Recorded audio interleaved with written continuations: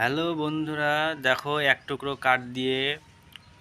কাঠ দিয়ে কত সুন্দর একটা টুল, বসার টুল, নিত্য প্রয়োজনীয় জিনিস বানাই।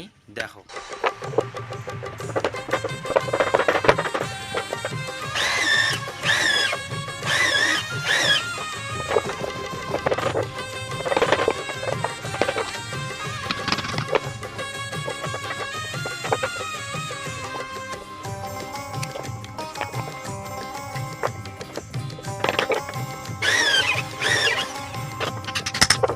থাকিলে ডোবাখানা হবে কসুরি পানা, থাকিলে ডোবাখানা হবে কসুরি পানা, বাঘে হরিণে খানা একসাথে খাবে না, স্বভাব তো কখনো যাবে না, ওমরি স্বভাব তো কখনো যাবে না।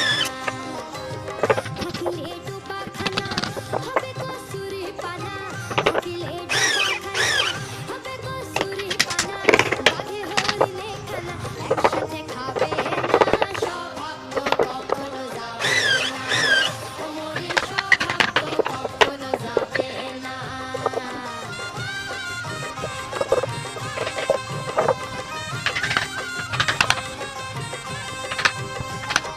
জলের স্বভাব যেমন ধারা নিম্ন দিকে ঢল, আর আগুনেরই স্বভাব যেমন সব কিছু পোড়ায়।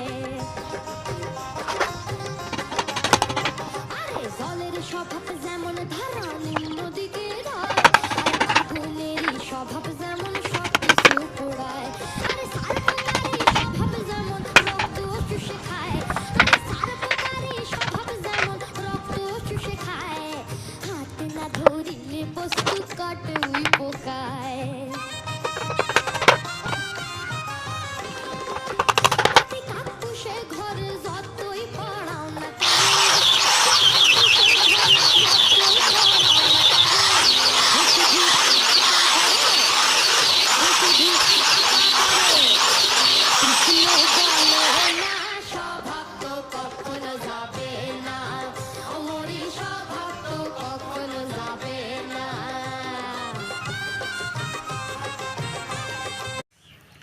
হ্যালো বন্ধুরা, দেখো এক টুকরো কাঠ দিয়ে কত সুন্দর একটা টুল, বসার টুল, নিত্য প্রয়োজনীয় জিনিস বানাই।